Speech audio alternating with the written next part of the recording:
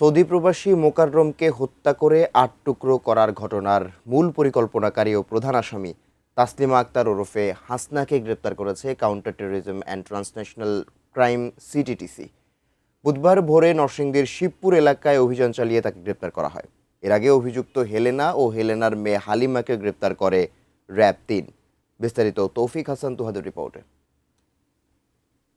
Saudi আরবে থাকাকালীন তাসলিমার সঙ্গে পরকীয়ায় জড়িয়ে পড়েন প্রবাসী মোকাররম। নানা সময়ে তার কাছ থেকে প্রায় ৫ লাখ টাকা নেন তাসলিমা। পরে দেশে ফিরে গত ১৩ মে মুগদার মান্ডা এলাকায় তাসলিমার বান্ধবী হেলেনার বাসায় দেখা করতে যান মোকাররম।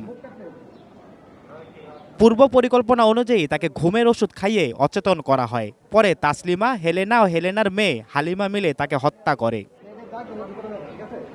১৭ মে দুর্গন্ধ ছড়িয়ে পড়লে স্থানীয়রা 999-এ ফোন দেন। খবর পেয়ে মুগদা থানা পুলিশ ঘটনাস্থল থেকে ৮ টুকরো মরদেহ উদ্ধার করে। পরে আঙুলের ছাপের মাধ্যমে নিহতের পরিচয় শনাক্ত করা হয়।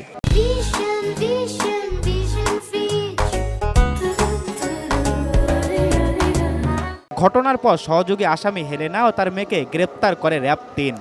মাথাটা পেয়েছি আমরা গত রাত আনুমানিক ৩টার দিকে মান্ডা এলাকা থেকে পেয়েছি, জাস্ট ওই যে বাসা থেকে ১ কিলোমিটার পরেই।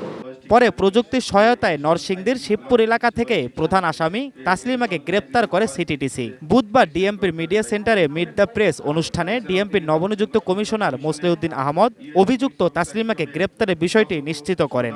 মূল আসামি যে মহিলা তাসলিমা, তাকে আমরা নরসিংদীর বেলাবো থেকে গ্রেফতার করেছি। গ্রেপ্তারকৃতের বিরুদ্ধে আইনগত ব্যবস্থা গ্রহণ প্রক্রিয়াধীন বলে জানায় পুলিশ। আমাদের কাছে রাজনৈতিক পরিচয় দেওয়ার কোনো সুযোগ নাই। তৌফিক হাসান তুহাদ, এটিএন নিউজ, ঢাকা। ছিনতাইকারী